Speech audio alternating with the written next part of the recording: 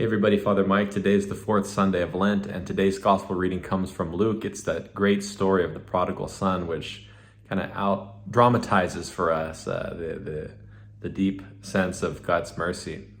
There's a wonderful book worth reading by Henry Nouwen called The Return of the Prodigal Son, and it's Nouwen's way of considering the parable through his contemplation of the famous painting by Rembrandt of the prodigal son. You can Google it and find it online. It's a great painting, great book.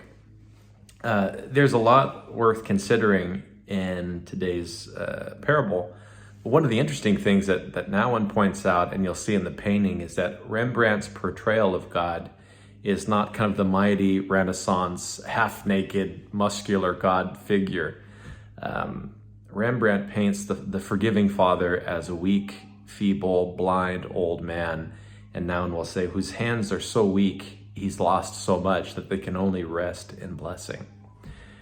What's interesting about that is the idea that reconciliation is accomplished through vulnerability, not power.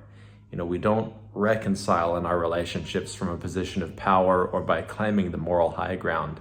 We do it through vulnerability, through openness to loss. It's remarkable in today's story that the father takes his son back home. It's also remarkable that he ever let him leave without bitterness and without punishment.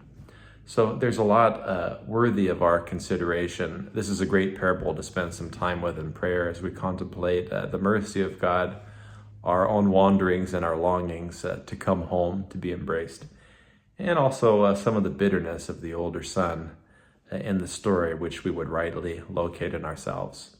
It'd be well worth taking a week with this parable in prayer.